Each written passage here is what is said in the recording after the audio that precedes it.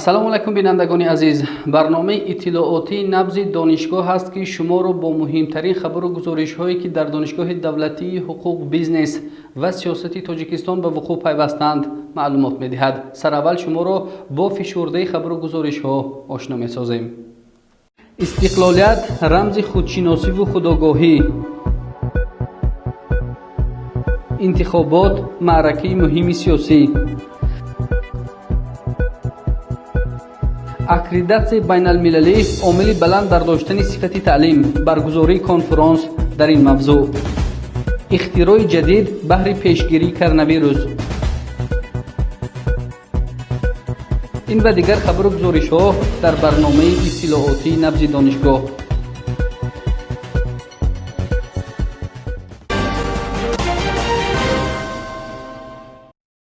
бинобар хуруҷи бемории COVID-19 бо мақсади ҳимояи саломатии хонандагону донишҷӯён, омӯзгорон ва кормандони соҳаи илму маориф бо қарори ситоди ҷумҳуриявӣ оид ба пешгирии бемории COVID-19 соли таҳсил барвақт қатъ гардид ва муҳлати таътил низ дароз карда шуд.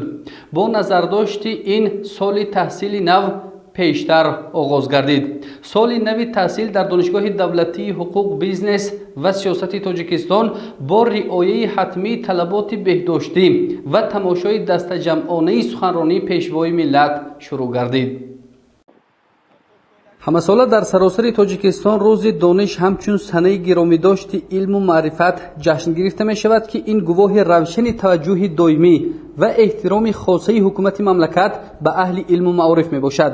сани 17 август соли нави таҳсил ва рӯзи дониш бо суханронии асосгузори сулҳу ваҳдати миллӣ, пешвои миллат, президенти ҷумҳурии Тоҷикистон муҳтарам Эмомалӣ Раҳмон оғоз гардид.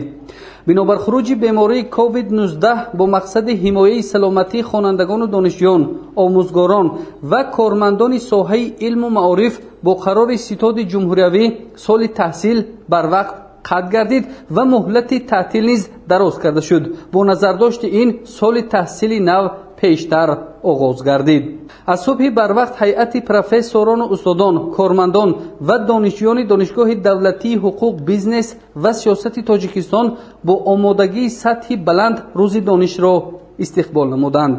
тамоми кормандон ва устодону донишҷӯёни донишгоҳ дар толору маҷлисгоҳ ва синфхонаҳои барҳавои донишгоҳ бо риояи тавсияҳои ситоди ҷумҳуриявӣ оид ба пешгирии бемории COVID-19 ва вазорати маориф ва илми ҷумҳурии Тоҷикистон суханронии пешвои муаззами миллат Эмомалӣ Раҳмонро тамошо карданд. мо имрӯз дарси сӯҳ рӯзи донишро ҷашн мегирем. баромади ҷаноби олиро гӯш намудем.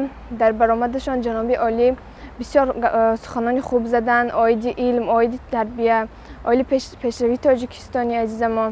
мо ҷавонон барои Тоҷикистони азиз, барои пешравии Тоҷикистони азизамо кӯшиш менамоем, хуб дарс мехонем, барои хуб илм омӯхтан бисёр кӯшиш менамоем, то ки Тоҷикистони азизи мо гулгул шукуфон бошад. зикр гардид ки муассисаҳои таҳсилоти олии касбии мамлакат дар самти тайёр намудани кадрҳои соҳибтахассус барои соҳаҳои иқтисоди миллӣ саҳми арзанда доранд. баланд бардоштани сатҳу сифати таълим дар зинаи таҳсилоти олӣ ҳамчун яке аз масъалаҳои асосӣ боқӣ мемонад. пас аз тамошои дастаҷамъона ҷомеаи меҳнатӣ ва кулли устодону донишҷӯёни донишгоҳ изҳор намуданд ки тамоми кӯшишу ғайрати хешро ҷиҳати иҷрои дастуру супоришҳои сарвари давлат ки дар суханронӣ бахшида ба рӯзи дониш баён гардид равона карда мутахассисони ба бозори меҳнат рақобатпазир тарбия месозанд.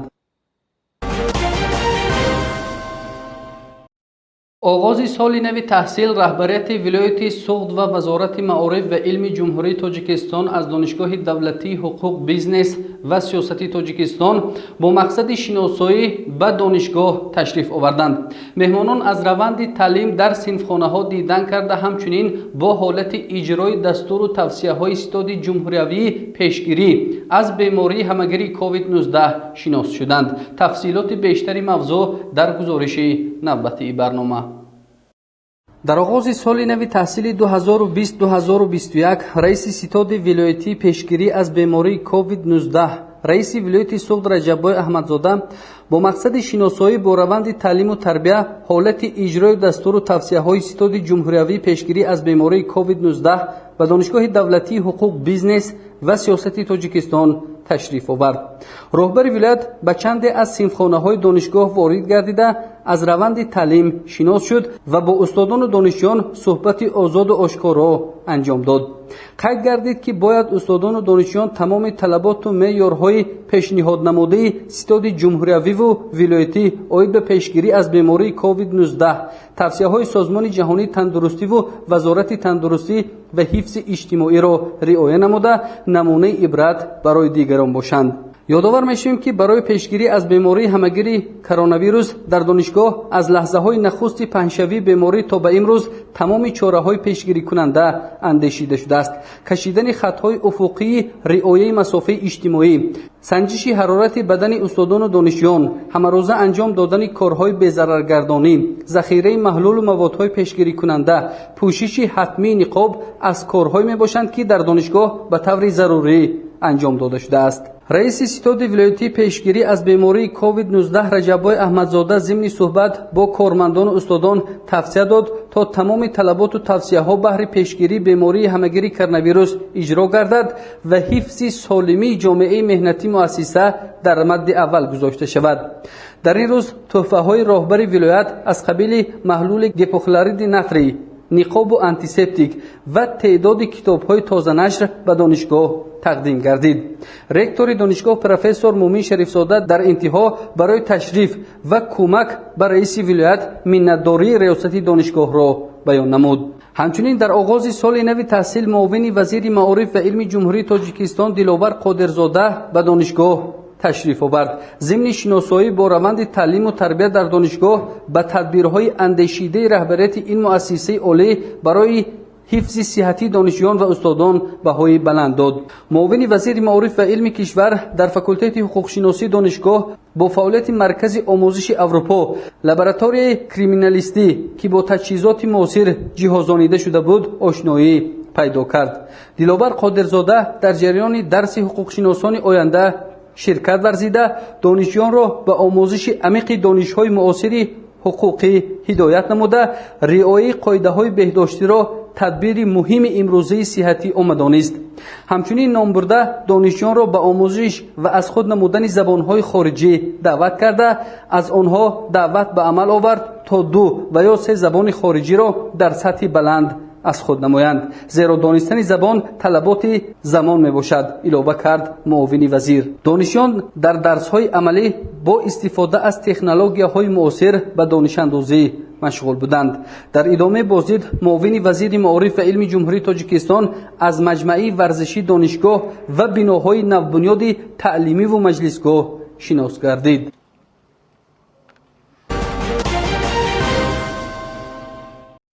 дар фарҳанги давлатдории мо интихоботи президенти ҷумҳурии Тоҷикистон ҳамчун анъанаи мардумсолорӣ шакл гирифта нишонаи рушди демократия дар мамлакат мебошад. сани 11 октябри соли равон дар кишварамон маъракаи муҳими сиёсӣ интихоботи президенти ҷумҳурии Тоҷикистон доир мегардад.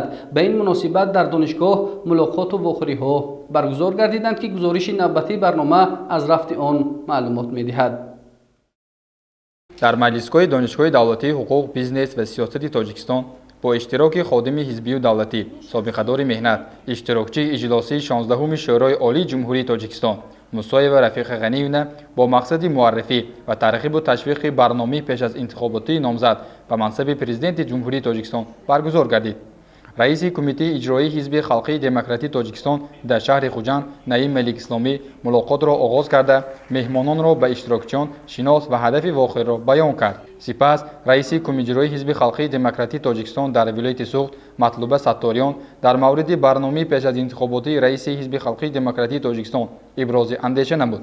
номбурда афзуд ки барномаи пеш аз интихоботии номзад ба мансаби президентӣ ҷадид таҳризӣ шуда бо хусусиятҳои воқеъбинона аз барномаҳои қаблӣ фарқ мекунад.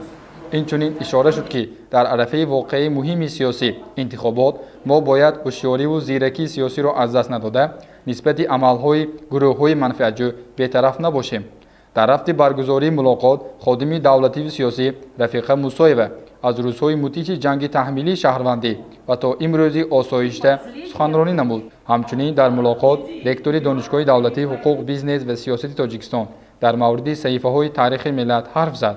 қайд шуд ки дар замони истиқлолияти давлатӣ тамоми соҳаҳои хоҷагии халқи мамлакат рушд намуда, дастовард дар ҳама соҳаҳо ба назар мерасад ва сатҳи зиндагии мардуми тоҷик ба маротиб боло бурда шуд.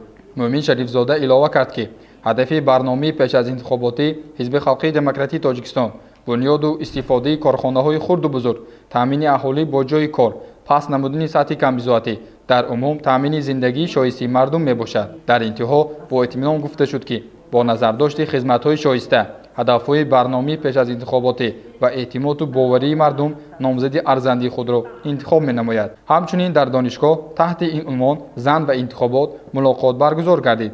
охирӣ ба муносибати маъракаи муҳими сиёсӣ интихоботи президенти ҷумҳурии Тоҷикистон ҷиҳати фаҳмондани моҳияти интихоботи президенти ҷумҳурии Тоҷикистон ва бо мақсади баланд бардоштани эҳсоси худшиносии худогоҳӣ байни занону духтарон ва боло бурдани нақши онҳо дар ҳаёти ҷамъиятӣ роҳандозӣ гардид. зимни баргузории мулоқот иброз шуд ки дар даврони соҳибистиқлолӣ давлату ҳукумати ҷумҳурии Тоҷикистон бо мақсади дастгирии занону духтарон ва баланд бардоштани мавқеи онҳо дар ҷомеа тадбирҳои сунманро амалӣ гардонид ва ин иқдом идома дорад. истиқлолияти давлатӣ ҷиҳати таъмини мавқеи устувори занон дар ҷомеа имкониятҳоро фароҳам овард ва занони қавииродии моро ба арсии сиёсат ворид намуд.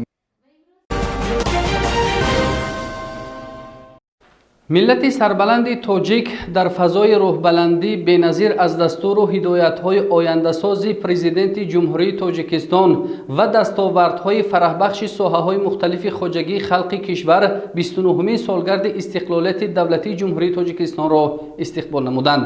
ба муносибати солгарди ҷашни истиқлолияти давлатӣ донишҷӯёну устодони донишгоҳи давлатии ҳуқуқ, бизнес ва сиёсати Тоҷикистон қадршиносӣ шуданд.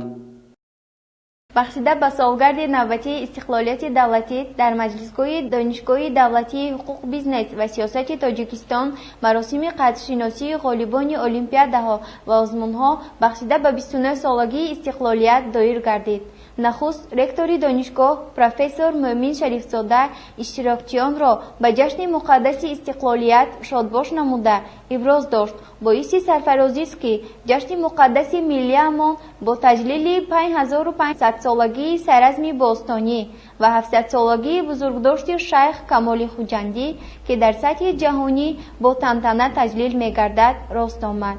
воқеан 29 соли истиқлолият соҳаи маорифи кишварро ба зинаҳои баланд баровард ва ба манзалату мақоми шоиста ёфтани он мусоидат кард. дар назди ҳамаи мо вазифаи басо пурмасъулият омода намудани мутахассисони варзидаи худогоҳу худшиносро гузошт, илова кард роҳбари донишгоҳ. сипас дар вазъияти тантанавӣ ба як қатор донишҷӯён ва устодоне ки дар озмуну олимпиадаҳои ҷумҳуриявии байналмилалӣ ширкат варзида сазовори ҷойҳои ифтихорӣ гардиданд, ифтихорномаву маблағҳои пулии раёсати донишгоҳ тақдим карда шуд.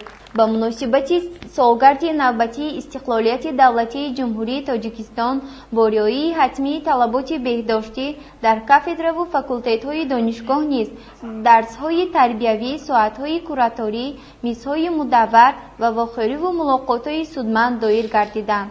дар чорабиниҳои доир гардида перомуни мавзӯъҳои истиқлолият рамзи саодати миллат, аз истиқлолият то ваҳдат, дастовардҳои даврони соҳибистиқлолӣ ва дурнамоии рушди Тоҷикистон, истиқлолият неъмати бебаҳо сухан рафт. зимни баргузории чорабиниҳо қайд гардид ки ҳар як фарди Тоҷикистон бо хубӣ дарк менамояд ки истиқлолият муқаддастарин неъмат, рукни асосии давлати озодобод, рамзи шарафу номуси ватандорӣ, кафолати хонаободиву саодатмандӣ, сарбаландиву осоиштагӣ ва нерӯи тавонбахши ҳаёт мебошад. давоми 29 соли истиқлолияти давлатӣ дар ҷумҳурии Тоҷикистон ман ҳамчун ҳуқуқшинос қайд намудани ҳастам ки яке аз муваффақиятҳои аввалин дараҷа дар соҳаи маориф ин таҳия гардидани низоми ягонаи қонунгузории соҳаи маориф маҳсуб меёбад ва имрӯз дар ҷумҳурии Тоҷикистон барои ба танзим даровардани доираи муносибатҳои соҳаи маориф قانون جمهوری تاجیکستان درباره معارف، قانون جمهوری تاجیکستان درباره تحصیلات عالی کسبی و دیگر سندهای معیاری حقوقی عمل نموده ایستادند که مقصد اساسی آنها این مستحکم گردانیدن ساحه مذکور به شمار می‌روند. هدف برگزاری چاره‌بینی‌های مذکور بلند برداشتن حس خویشتن‌شناسی دانشجویان، ارزش‌گذاری به مقدسات ملی و دولتی و گرامی‌داشت استقلالیت میباشد. ادامه برنامه در دانشگاه دولتی حقوق بیزنس و سیاست تاجیکستان کنفرانسی بین المللی علمی متدی در موضوع اکریدیتاسیون بین المللی عامل بلند برداشتن صفت تعلیم برگزار گردید. همایش بین المللی طریق آنلاینی برگزار شده. در کار آن عالمان و دانشمندان از مؤسسه های تحصیلات کسبی عالی خارجی مملکت شرکت ورزیدند. معلومات بیشتر در گزارش نوبتی برنامه. 7 сентябрь соли 2020 дар донишгоҳи давлатии ҳуқуқ бизнес ва сиёсати тоҷикистон бо иштироки ҳамкорони хориҷӣ конференсияи байналмилалии илмию методӣ таҳти унвони аккредитатсияи байналмилалӣ омили баланд бардоштани сифати таълим баргузор гардид. ҳамоиши байналмилалӣ дар реҷаи онлайн доир гардида, дар ҷараёни он олимону донишмандон аз муассисаҳои таҳсилоти олии касбии дохил ва хориҷи кишвар ҳамчунин намояндагони марказҳои илмӣ ширкат варзиданд. дар бахши ибтидоии онлайн конференсияи байналмилалӣ роҳбарияти фонди аккредитатсияи барномаҳои байналмилалии бизнес маъмуриятчигӣ аз Олмон, агентии мустақили аккредитатсия ва рейтинги ҷумҳурии Қозоқистон, декани факултети менеҷменти донишгоҳи иқтисодии Россия ба номи Плеханов ва муовини ректор оид ба робитаҳои байналмилалии донишгоҳ маъруза намуданд. солҳои охир дар шароити ҷаҳонишавӣ ба масъалаи баланд бардоштани сифати таҳсилот таваҷҷӯҳи хоса зоҳир карда мешавад ва ҳис карда мешавад ки хизматрасонии таълимӣ як характери махсусро кашф кард ва ба яке аз вазифаҳои стратегии кишварҳои муосир мубаддал гардид. ва инчунин ҳаминро бояд кард ки аз баланд бардоштани сифати таҳсилот рушди устувори иқтисодиёти миллии кишварҳои алоҳида вобаста аст ва инчунин рақобатпазирии онҳо ва дарёфт кардани мавқеи худ дар ҷомеаи муосири имрӯза муайян карда мешавад. мақсади баргузор намудани конференс ҳам аз ҳамин дарёфти масъалаҳои ҳалталаби замони имрӯза мебошад. ин ҳам бошад баланд бардоштани сифати таҳсилот ва мо умед дорем ки баъд аз баргузор гардидани чорабинии мазкур албатта фикру ақидаҳои коршиносон ва олимони ин соҳа пешниҳод карда мешавад ва ба инобат гирифтани ин пешниҳодҳо албатта барои баланд бардоштани сифати таҳсилот дар муассисаҳои таҳсилоти олии касбӣ оварда мерасад. дар бахши ибтидоӣ ва бахшҳо мавзӯъҳои аккредитатсияи байналмилалӣ дар минтақаи Авроосиё, равишҳо ва дурнамо, аккредитатсияи байналмилалӣ дар Осиёи Миёна, манфиатҳои аккредитатсияи байналмилалӣ барои муассисаҳои таҳсилоти олӣ ҳангоми воридшавӣ ба фазои таҳсилоти ҷаҳонӣ, бо кор таъминкунии нишондиҳандаи муҳими сифати таҳсилоти олӣ, аккредитатсияи байналмилалӣ дар низоми баланд бардоштани сифати таҳсилоти олӣ, амалии аккредитатсия дар системаи таҳсилоти олии Русия, мушкилоти ҳамгироии низоми таҳсилоти олии ҷумҳурии Тоҷикистон дар раванди гузариш ба фазои таҳсилоти байналмилалӣ, аккредитатсияи байналмилалии барномаҳои донишгоҳи давлатии ҳуқуқ бизнес ва сиёсати Тоҷикистон, аҳамияти омӯзиши забонҳои хориҷӣ дар раванди аккредитатсияи мактабҳои олии Тоҷикистон ва ғайраҳо баррасӣ шуданд. ҳадаф аз баргузор намудани онлайн конференсияи байналмилалии илмию методии аккредитатсияи байналмилалӣ омили баланд бардоштани сифати таълим, табодули таҷрибаи муассисаҳои таҳсилоти олии дохил ва хориҷи кишвар дар масъалаи аз аккредитатсияи байналмилалӣ гузарондани барномаҳои таълимӣ арзёбӣ мешавад.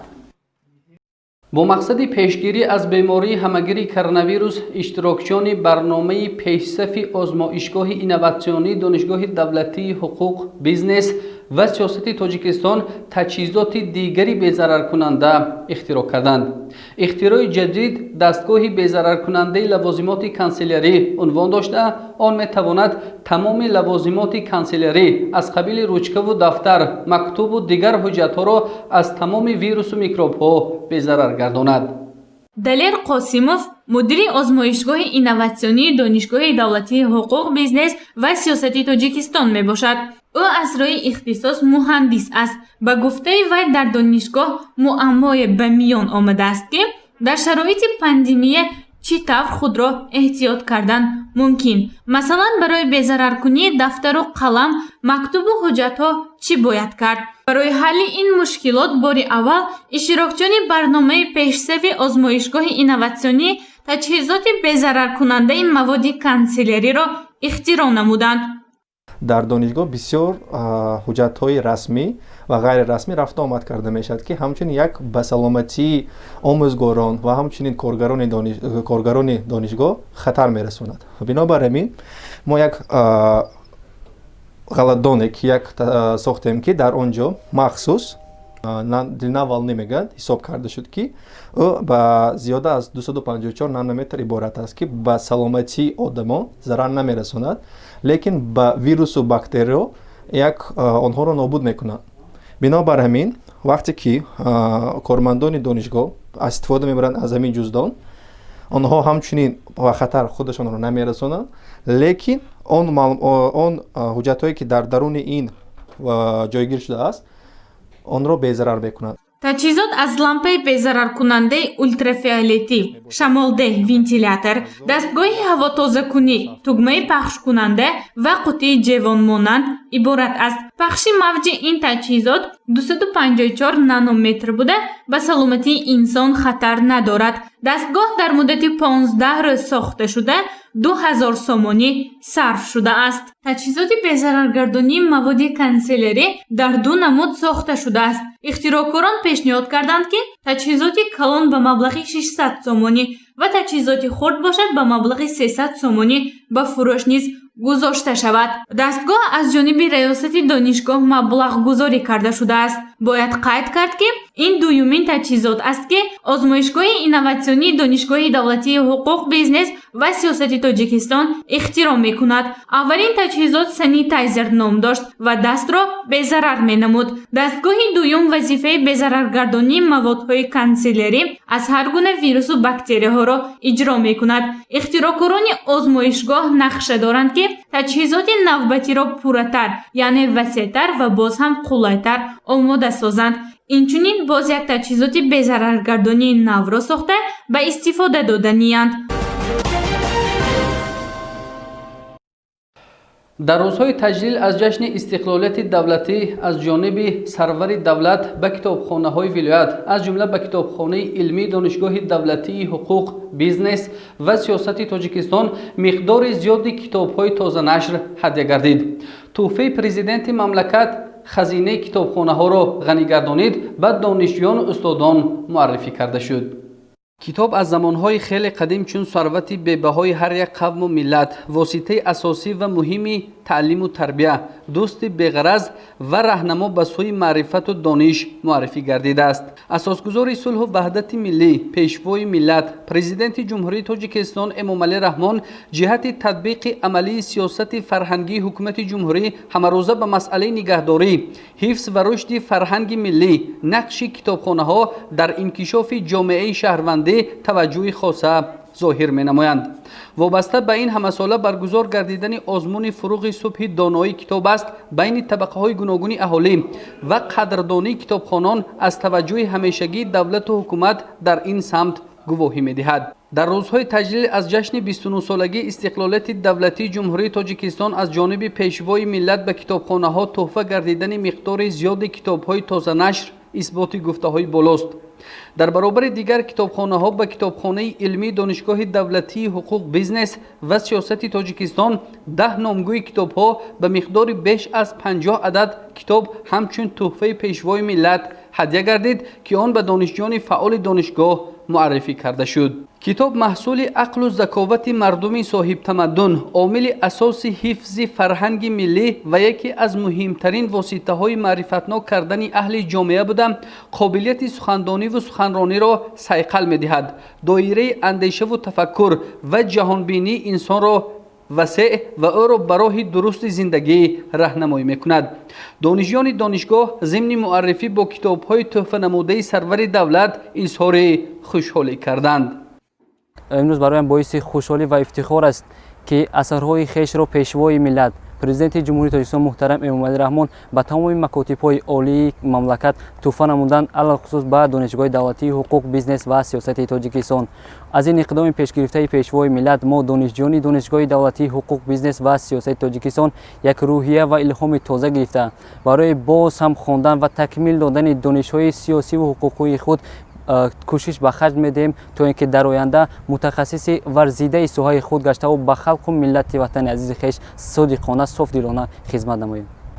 یادآور میشویم که ملت تاجیک را در عرصه عالم با کتابهایش، با فرهنگ والا و فرزندانش میشناختند. پس از توجه خاصه دولت و حکومت به این گنجینه نادر و تربیت بخش برگزاری آزمون‌های تقدیرساز از قبیل فروغ صبح دانای کتاب است و تاجیکستان وطن عزیز من شماره ادامه بخشان راه ایجاد پیروان ابرمردان سخن و هنر به مراتب می افزاید. امروز ما با همکاران خیلی خوشحال می باشیم که پیشوای معظم ملت با مناسبت استقلالیت به ما یک چند کتاب های تازه نشر را تحفه نمودند و ما هر روز بعد از درس می توانیم با این کتاب ها شناس شویم، آموزیم و مینتداری خود را به پیشوای معظم ملت بیان می نماییم. رهبریت کتابخانه دانشگاه تصمیم گرفته است که نقشه چاره‌بینی ترتیب داده کتاب‌های بلند مضمونی هدیه پیشوای ملت را به تمام دانشجویان معرفی نماید تا آنها توانند از آن غذای معنوی گیرند.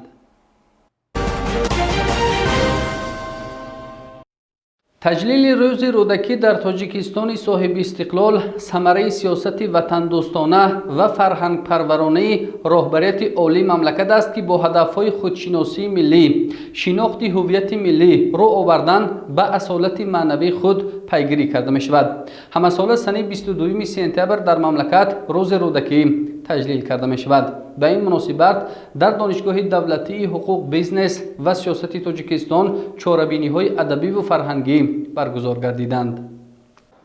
تجلیل روز رودکی در تاجیکستان صاحب استقلال ثمره سیاست وطن‌دوستانه و فرهنگ پرورانه پیشوای ملتمان امامعلی رحمان است که با هدف‌های خودشناسی، شناخت هویت ملی، روی آوردن به اصالت معنوی خود پیگیری کرده می‌شود. و این بیهوده نیست، زیرا نام درخشان رودکی شعر عالم شمول او واقعاً حجت افتخار ملی نه تنها ما تاجیکان بلکه همه فارسی زبانان دنیاست. همه ساله سنه 22 سپتامبر در مملکت روز رودکی تجلیل کرده می‌شود. به این مناسبت در مجلسگاه دانشگاه دولتی حقوق بیزنس و سیاست تاجیکستان چاره‌بینی برگزار گردید. اسلام کریموف مدیر کافدر زبان تاجیکی دانشگاه چاره‌بینی را افتتاح نموده افزود که آثار استاد رودکی امروز بیش از پیش در تربیت جوانان تاجیک و تقویت روحی دوست داشتن وطن، احترام گذاشتن به فرهنگ و ارزش‌های ملی نقش تاثیرگذاری دارد.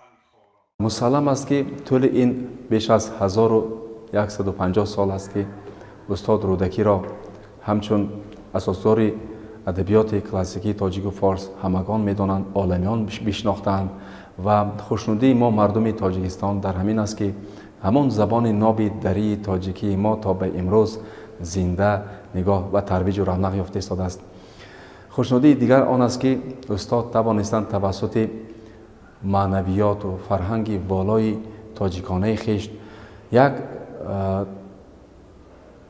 نمونه برجسته آثار برگزیده را برای پیشبرد معنویات مردم واگذاشته رفتند و تا به امروز نسل پیشین امروز و بعدی نیز از این میوه های بسیار هم خوشمزه معنویات والای استاد بهره برداری میکنند.